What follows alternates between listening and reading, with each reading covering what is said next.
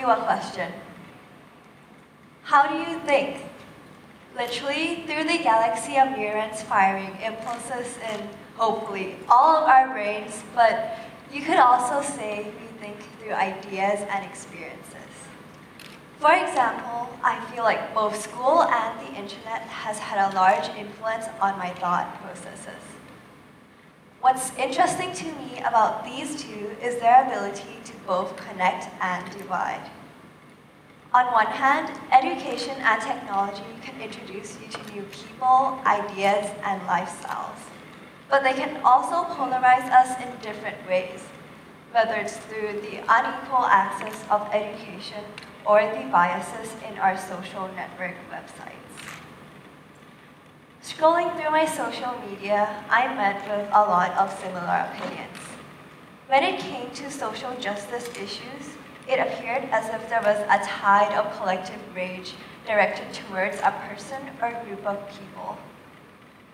For example, in June 2018, a man was sentenced to death in Thailand.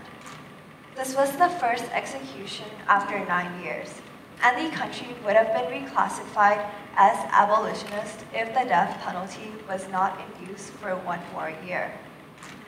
But when protesters backed by Amnesty stood in front of the high-security prison, a whirlpool of hate speech began spreading online. If you're against the death penalty, you share a mindset with murderers. We should just send criminals to live with you. You deserve the death penalty. These were just some of the comments I scrolled through, and if anyone disagreed, the tide immediately turned on them, like a predator preying on its new victim. I welcome debate, but have often witnessed their lack of factual basis and respect, as they quickly descend into personal attacks. The truth is, online, it's easy to become swept up with the views echoed by what seems to be the majority, in what could be called an echo chamber. It's an environment I found myself in before. The meaning of social justice warrior has transformed from a person with socially progressive views to a derogatory term for a person who uses activism to gain a sense of personal validation, often silencing others in the process.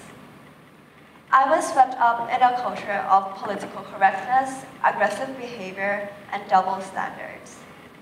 Although there were some genuine, well-meaning people, for the most part, it was a group of privileged internet users furious over the latest news headline, choosing to look for a person to blame instead of discussing the real issues and real people affected.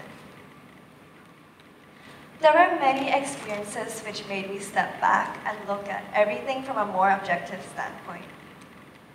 The first was an email I had received saying I had liked or shared posts with links to Russia's Internet Research Agency, which engages in electronic disinformation and propaganda campaigns.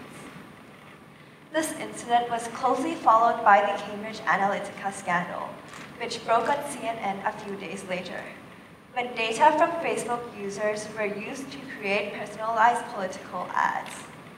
This also drew my attention to filter bubbles, when websites use algorithms to personalize data to users, so we only see the information Facebook or Google wants us to see.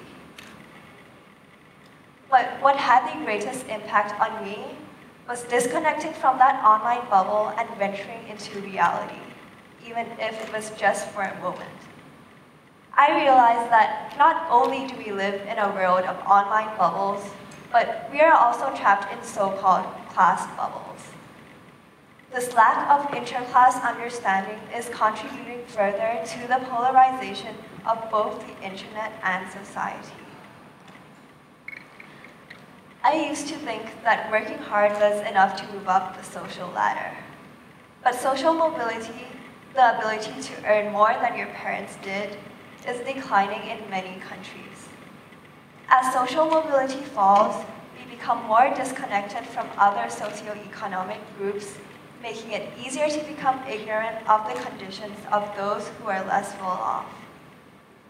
For social mobility, education is a double-edged sword. On one hand, it offers the opportunity to develop human capital, which includes knowledge, skills, and creativity. This enables more jobs to be available and higher income to be earned, lifting families out of poverty. But ironically, inequality in education can mean that it is far from increasing social mobility, whether it's from this violence in southern Thailand preventing children from going to school or the undersupply of teachers in rural areas.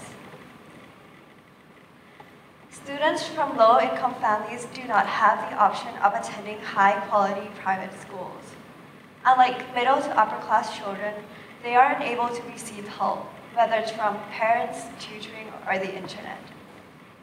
In the UK, for example, since starting school, there is a 4.3-month gap between disadvantaged children and the average. This attainment gap only increases to 9.5 months by the end of primary school and 19.3 months by the end of secondary school. The situation is arguably worse in Thailand, where there are soaring rural-urban disparities and acute differences between Thai and international school systems. Hours of tutoring required for highly competitive schools drive this attainment gap, as they become harder to access for low-income students. The relatively few taxes imposed by Thailand on these tutoring schools reflect the high importance it places on these services, while small rural schools, where approximately 1 million mainly poor children receive education that is inferior in quality, go underfunded. During the summer break, I visited a rural school located in the hills of northern Thailand. There are 157 students here, including ethnic minorities from small tribal communities. Without Thai citizenship, they normally would not be eligible for free education, but are accepted by the school nonetheless. The poorest students are also taken in to live at the school. Teachers here have said that the Thai mandatory education law has increased the number of students applying to the school, showing that parents are aware of the value of education. Yet, as the school years increase, the number of students decline. In year 9, the highest grade at the school, there are only 4 students. I initially thought that this was because students had dropped out to help parents work, but was relieved to find out that this, along with families starting, was in the minority. The majority of students had moved to larger schools to continue their education, but the students who stayed could not afford to. The 4 students in year 9 were all girls, who would have to move to a new school with fees next year. Transport was a problem. Currently, they walk or ride motorcycles to school. But getting an education past year 9 meant that they would have to travel further to the main town. Talking to the students, I saw the benefits and problems that remained in education. Most of the students' parents worked in agriculture, picking fruit and leaves in gardens or the royal projects, while the students' older siblings worked as waitresses, built roads, or cleaned houses. So there was some intergenerational mobility. The girls in year 9 wanted to be doctors, accountants, and teachers. But coming from a low-income family in a small community on the mountains meant that they had fewer opportunities. Schoolwork in the publicly funded school was often too easy, and pursuing further education would require working alongside school in order to cover the costs of education, transport, and food. But what can we do to help these people? How do you incentivize more teachers to work in rural areas? Is there a way to drive all schools to a similar standard? I wish I could come up with an answer to these problems. One I could tell you right now, we'd all agree, and in barely any time this magical solution would clear away all hardships. But this is not the timeline on my social media. In fact, I do feel like I was part of the problem. A passionate teenager with well-intentions fueling meaningless debate under the illusion that she was making a change.